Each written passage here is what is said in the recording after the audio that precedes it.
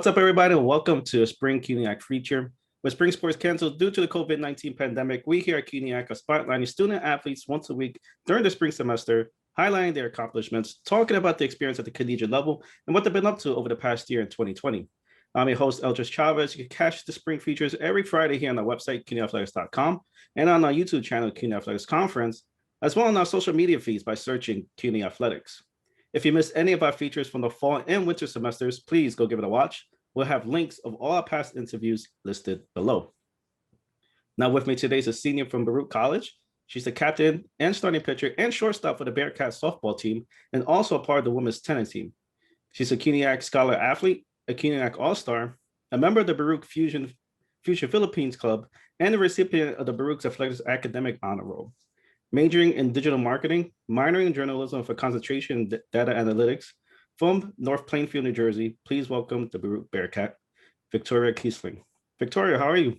Good. How are you? Thanks Good. for having me. No, thank you for being here. I really appreciate it. How's the semester going so far? Semester's good. A lot of work, but really can't complain. So I just want to get it done. Yeah. And it's your last semester, correct? Yes, it is. Yeah. Also, congratulations. That's great. When's your last date? I'm not even sure, honestly. Well, it's somewhat soon, right? Because you're on spring break. Yeah, somewhere soon. So the semester's coming to an end. I just have no idea when. All right, awesome. No, well, congratulations again. I'm excited and happy for you to be graduating. That's a big milestone, a big step into your future endeavors. So let's just start off the questions right away with that. Like, what made you decide to study at Baruch? So I grew up like an hour away from the city. Mm-hmm. But even then, I never went into the city, kind of because it was like a process to get everybody there, like my family there. So we never went. And my hometown is really diverse, and I really wanted a school that like mimics that diversity and that type of environment. So I was looking at a bunch of different schools in a lot of different areas. And when I got to Baruch I met with coach. I think it was Melanie Pellegrino at the time. Okay. And she contacted me, and then I came for a visit, and then I kind of just like you just know when you get to this school that it's like the right one for you, and Baruch had that feeling for me. So then when I came down to like deciding between schools and everything, I kind of just Baruch was in the city, so I always wanted to explore there, and it had the diversity, and it just felt right. So plus it's a good business school, so so that's why. But That's awesome. That's great. And do you travel back and forth when pre-pandemic? Did you travel from home to school? Did you? No, I actually got an apartment in the city. So I lived in the dorms my freshman year. Yeah. And then sophomore and junior year, I had an apartment. But then I moved back home once like Corona happened. So been doing Okay. it since then. But yeah. All right. Awesome. How was that experience like? Just being on your own, living in a dorm, taking in the city. I really loved it. I kind of didn't realize how much I enjoyed that until I got home. Really an adjustment, being with my parents again. But being on my own, I really love that. So once I can move out, I'm definitely but, yeah. Oh man. Hopefully your parents don't see this interview. They're gonna take offense to that. But Yeah, I get it. I totally get it. After I finished college, I moved back to my parents for a little bit. And definitely an adjustment period. But yeah, being able to be on your feet for that time, you had that taste. It's kind of like you just want it back. So yeah, I definitely feel you on that one. And hopefully soon, when everything's behind us, you'll be able to get your own place and be on your feet again. Mm-hmm. So you're majoring in digital marketing and minoring in journalism. So what exactly you want to do in that field of work? So my end goal is to work in the A&R department for a record label. Mm-hmm. So A&R is artist and repertoire. So it's kind of like they're like the liaison between like corporate and like the creative side of things. And I feel like that's kind of what marketing is. Like you have like your business ideals, but like you're also allowed to be creative and do what you want. So I want to do that just in the music industry.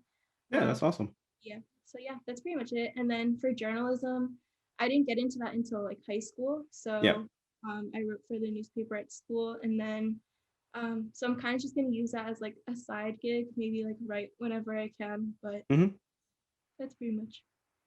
That's awesome.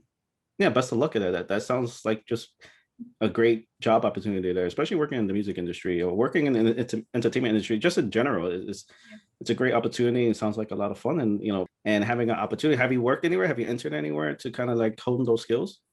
I'm currently interning with John Nevis, so the sports information director at Baruch.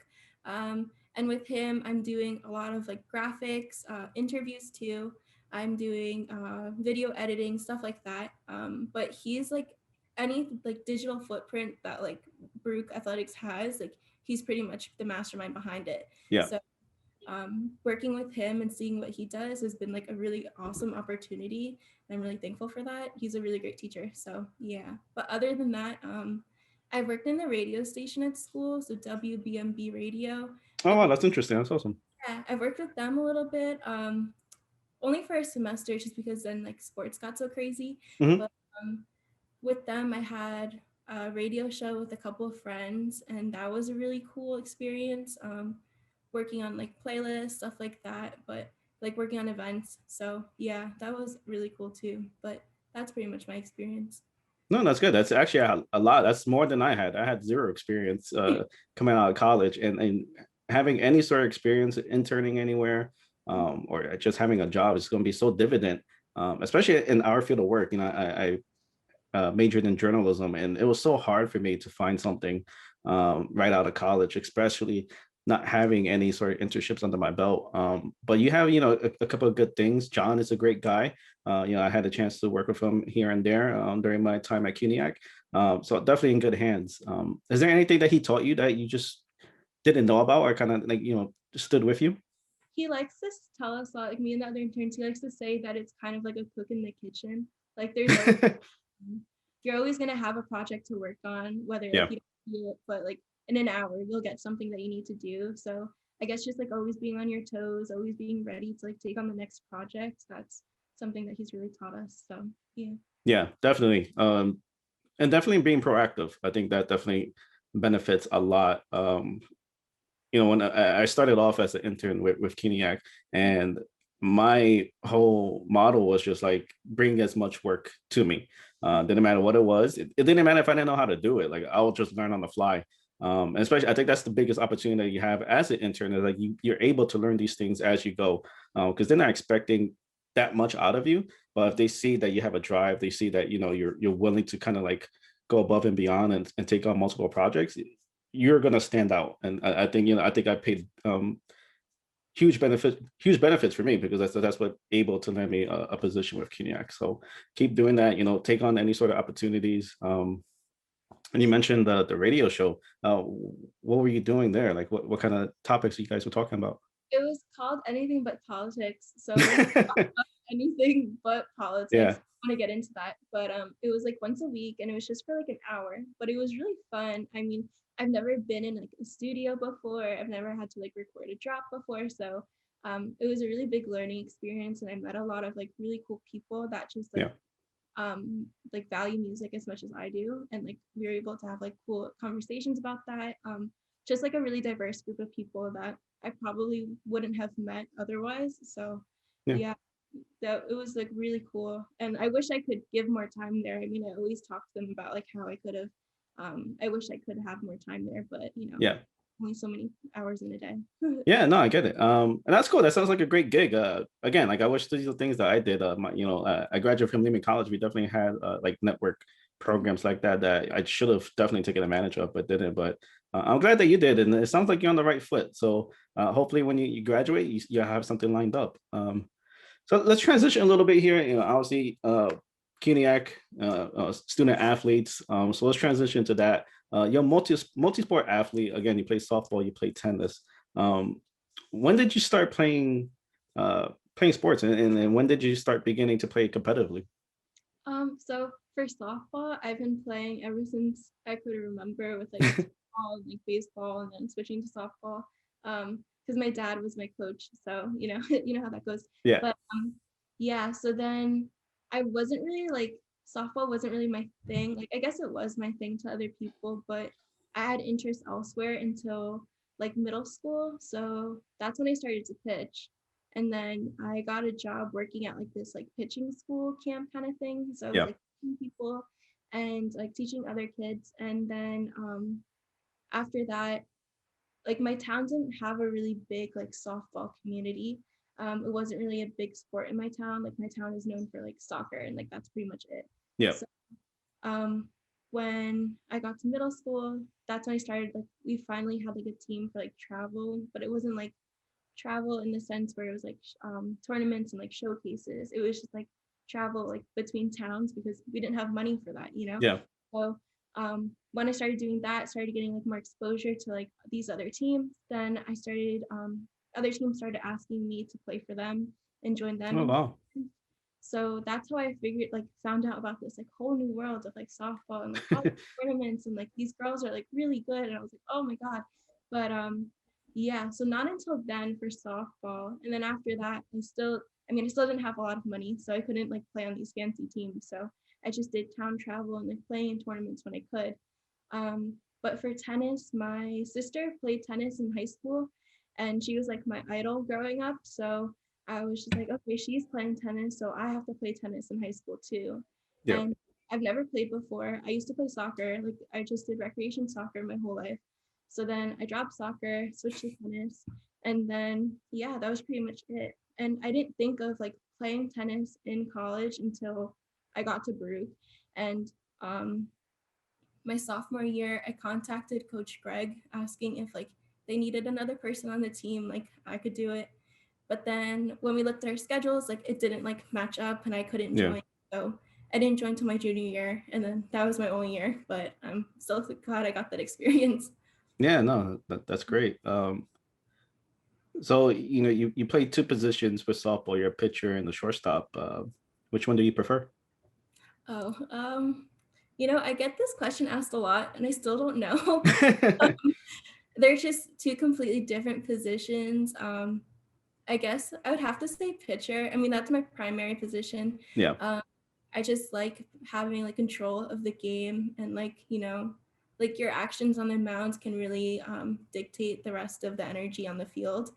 So I felt like that was really cool. So yeah, but then like shortstop, like you grab every ball, like you're almost part of like every single play. Yeah, you're the So captain of the infield. yeah. Yeah. So I don't know. They're both really different, but I like them both. I don't know. I really don't know. No, yeah, I respect it. That's awesome that you play multiple positions. Yeah, I played baseball all through high school. I probably should have joined the Lehman team. I was a little intimidated of trying out for collegiate sports. And yeah, I played shortstop and I loved it. I think, like you said, you're involved in almost every play. I wish I was able to pitch. That's something that I always love to do. Like playing with my friends, I always want to be pitcher. And the fact that you're able to do both and excel in both, that's awesome. I'm glad to hear it. So it's been 2 years since you and the Bearcats took the field, and about a year and a half since you competed in tennis. How does that make you feel to know that a part of your life was put on hold due to the circumstances that we're in right now? I don't know. It was kind of just like mind-boggling. You're like you have this routine of like waking up for like 7 a.m. practices, or like Yeah. just going into like working until like midnight, sometimes like on schoolwork, or getting home late from games, or it was kind of just like, I don't know, like, like when you're at like a party and like the music just like stops, and Yeah. it's like, oh, okay, like now I have to wake up. Like you have to like wake up from this dream. You have to like get on with your life. So it was kind of just really surreal. I didn't really, I didn't deal with it well. I was kind of just like sad all the time. No, I bet. Yeah. But yeah, sometimes I still can't believe that it's over. Yeah, still trying to deal with it, honestly. But yeah, yeah. Yeah, no, I get it, and it's unfortunate. You were taking almost 2 years away of collegiate sports, something that you're passionate about, and you're not even going to get the opportunity to see it through. You're going to graduate at the end of this semester, and sports might not come back, at least at the collegiate level or CUNYAC level, because I was into sports in professional aspect, but you won't be able to see it through, and that's unfortunate. And I am very sorry to hear that. There's a couple of seniors that I spoke to who share the same feelings that you do. It's a little unreal to know that you worked 2 years um, to see the end, and those last 2 years were taken away from you. So I do apologize for that. Mm. So the last time you played for the Bearcats was in 2019 in the CUNYAC Women's Tennis Finals against Hunter. I know it was a way back a couple of years ago. Can you talk about that experience and what it was like competing for a championship? Oh, that was like the most amazing experience I've ever had. I mean, we Yeah, didn't win, but it was still so incredible. Um, I don't think I've ever experienced like that type of intensity before. Just like not even from just our team, but like both sides. It was like a constant battle. Like we really didn't know like who would win until like the last match ended. yeah, And I thought that that was just like something I'll take with me forever because I mean, like everybody put everything that they had out onto the court. Like so many emotions were like shared. Like I cried, not because I was sad that we lost, but like yeah, it's just like you work so hard for something and then that's just it. Like you don't get a redo, you don't get another chance. It's just like the movie ends and like that's the end of it. You don't get to press like replay. So I don't know. It was really cool, but yeah, I don't know. It was just like an intense game, like on every aspect. Fans were getting into it. Like my parents were like, they were like so quiet, and like they're never quiet, but they're like silent the whole time because they yeah. just know what to think. And yeah, that was really cool. Everybody put everything that they had out onto the court, and that was it. Yeah, I get it. It's nerve-wracking. That was one of the first championship games that I covered. I was still interning at that time.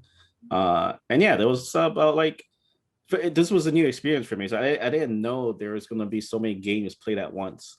So for those who don't know, yeah, tennis you kind of ranked by numerical position. So the top ones and the top twos and stuff like that play against each other. So there's like the main courts and then the other courts where everyone plays against. So you're right. It's so much to take in. The anime feels great. Fans were definitely chiming in and during certain stages they were quiet, but other parts they were rooting the teams on. Um, and that's awesome. Again, it's unfortunate that the Bearcats came up short. But at the very least, this is something like you said you could take with you, the experience that you got to share with. Um, so you mentioned a little while ago that you when you started playing softball, you were going to different areas and kind of like coaching and teaching. Yeah. And you're doing that now. You're volunteering at your old high school, North Plainfield High, as a softball coach. How's that experience like? To kind of go back to your old high school and teach the game that basically kind of almost taught you. Yeah. It's weird, honestly. I don't know how to feel about it yet. I mean, I so like my dad and I don't want to take credit for it, but like we had Yeah, a really big hand in building the softball program in our town because there was really like nothing when I was growing up for like me to do. So we like just took on that challenge and really built up the program. And I mean, we still don't have a lot of girls playing in our yeah, town, but we definitely have a lot more than what we had when I was growing up, a lot more interest in it. And so I basically like coached these girls ever since they were little. So to now see them like as like these like almost like women, like these young yeah, adults in high school ready to graduate, it's really weird. I don't know. I feel so old. I'm still young. I feel so old like seeing them and like I'm short, so most of them are like taller than me. So it's like I don't know like where the years went, but it's really cool and really rewarding to see like all the time and effort that we put in with these girls to like pay off and now they're like really great softball players. So we're just really excited for the season and hopefully we do well against the competition. But yeah, it's really nice and really cool to see. yeah. I bet you see someone at such a young age and you kind of help coach them, and then you see them grow up in front of you. That's awesome. That's great. And coach, is that something you see yourself doing in the future, like maybe like as a side thing? Maybe. I don't know. My mom always says like you should do this, and I was like, oh, we'll see. Um, definitely. I don't want to like end my time with softball anytime soon. Yeah, Obviously, I won't be playing, but maybe coaching. My dad is still really involved in the town recreation and like youth sports and stuff. So, I mean, he'll probably drag me into it somehow. So I'll definitely like have a hand in it still. yeah. But like further on, maybe, who knows? I don't know if I want to have kids yet, but if they play sports, then I'll probably like help them with stuff. But yeah. Awesome, awesome. And you talk about your dad a lot, and that's great. That he's so involved in his community. But you did mention your sister a little while ago. Uh, Talk to me about her. Monique, right? That's her name. Monique, I call her Mo. Um, Mo. yeah. So she's 6 years older than me. So that's like a really big age gap. But Mhm. sometimes I forget that she's so much older just because we're really close. Um, she just seems to like always have like the right thing to say, always say the right thing, always do the right thing.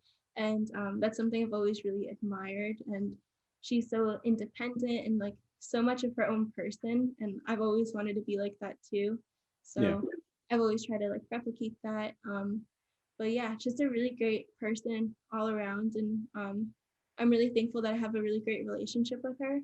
Um, but yeah, I don't know. She's just somebody I look up to, There's just there's people in your life that like, you want to mimic their values and Hmm. ideals, like their personality and stuff. And not that I want to be like an exact like duplicate of her, Yeah. still very different, but yeah, just like those core values I'd like to that she has, I'd like to keep with me too.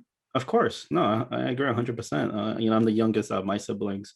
And when I was younger, my older brother James, he's a psychiatrist, and he loved the film Good Will Hunting with Robin Williams and Matt Damon, and it's about social work and stuff like that. And at the time, I didn't really care about films. I enjoyed it. I think I was more into like the action movies and stuff. But kind of like what you said, you want to pull certain qualities of your older siblings, or at least people you look up to, and kind of instill that as your own. And for a little while, I thought I wanted to get into social work just because I was watching that film, and that a film that was, I think, still to today his favorite film of all time. So I definitely understand where you're coming from when you're talking about you look up to someone, and you kind of want to take all those good qualities and mix it into one of your own. So yeah, I get it 100%. And that's great. I'm glad you have that relationship with your sister. I'm glad you had that relationship with your father, who's able to kind of, um, in a way, almost kind of like prepare you for the real world. Like I think your story is unique, where you're growing and learning at the same time at such a young age. And that's great. That's awesome. I love to hear things like that. Um, so it's your last semester. Again, congratulations. You're gonna be graduating at the end of this semester. What are you going to take away with you when your time at Baruch comes to an end? um I don't know. I don't know if it's like something I learned at Baruch or it's just like life Mhm. in general with like the pandemic and everything, but I guess to, just be like more present and like everyday life. Like so many different industries, right? Like the trends move so quickly, everything moves so quickly, the pace is insane. Like in one of my marketing classes, we were talking about how like we've gone through like more trends in the past year than we have like in any other year because everything is just moving faster now, especially because we're at home, like there's nothing else to do, so you go through things faster. Yeah. But and that's just like, I don't know, that scares me. I don't like it when things move fast. It freaks me out, makes me anxious. But so I guess to just be more present, like if you have to move fast in your career, in your work life, whatever, then at least in your personal life, your day to day, your relationships, your friendships, whatever, just at least like, take a step back, like appreciate the moments that you have. Like I was friends with so many seniors my freshman year, and then at the end of the year, they all graduated and they're all gone. Yeah. And it's like, you have to really relish the moments that you have with the people that you care about, the things that you enjoy doing. Only 2 years playing these sports and then it's gone now. So I have to really, I wish I could go back and be like, oh, like instead of like thinking like these 7 a.m. practices suck, like now I miss the 7 a.m. practices, Yeah. sick, but it's like that's like something I wish I could get back. So I guess to just be more present in the moment and yeah, really value the things that you have. So No, yeah. well said. Definitely well said. Especially the part where things move fast. Especially now, like granted, we've been in our houses for a year and a couple of months now.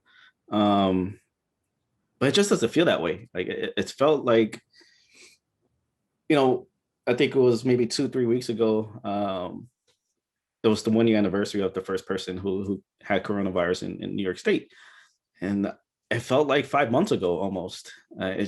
Granted, the days seem longer because we're at home and we're doing everything from here, whether it's school, whether it's work, Yeah. but just that whole calendar year just seems to go by so fast. So yeah, I agree, and definitely take in those moments. Definitely make time for your friends, your personal life, friendships, relationships. 100%. I definitely agree with you with that, and I'm glad you said that. Um, Victoria, thank you so much for being here. I really do appreciate it. But before I let you go, I always ask this to everyone I speak to. 10 years from now, what do you see yourself? Well, and now that I'm graduating, I get this question asked so much. I don't know how to answer it. Um, you know, just hopefully I'm like working towards my goals. If I haven't achieved them already, like if I'm not working in the A&R department, then hopefully I'm somewhere in line to get there. Um, yeah, just that, just like working, hopefully traveling. Hopefully we can travel in 10 years. I mean, I hope so, like I'm later this sure, yeah. traveling. I've been to Australia and the Philippines because I have family there. Mhm. So hopefully I get to explore more of the world. That like I don't know if I want to have a marriage, like get married or like have kids or anything like that, but hopefully I have a good relationship still with my parents, like my mom and dad. They've done so much for me, my sister too. So hopefully that, but yeah, that's pretty much it. I don't know. Yeah. Yeah, no, I get it. The traveling part, definitely. That's something that I definitely want to start doing. That's something that I kind of put in the back burner. Again, I think this past year's taught us a lot. Reflecting on how we took things for granted, and moving forward. As of this recording, it will say it's March 30th. Next week, everyone 16 and up is going to be eligible for the vaccine, and I know that's a touchy subject. Mhm. But you mentioned you don't know how traveling is going to be, but I'm sure starting next week, um, things will start, moving forward towards that part of traveling again. Yeah. Okay, well, thank you again, Victoria, for joining me today. I really do appreciate it. Do you have any closing remarks that you want to end this conversation with? Um, no, just thank you so much for having me. This is really fun. So yeah. Awesome. Well, thank you for taking the time and speaking with me. And thank you all for continuing supporting our features. I've been having such a blast getting to know these student athletes on such a more personal level. Just a reminder, the spring features air every Friday here on our website, cunyathletics.com, as well on all our social media feeds by searching CUNY Athletics. For Victoria Kisling, I'm Eldridge Chavez. Until next time, cheers. Thanks.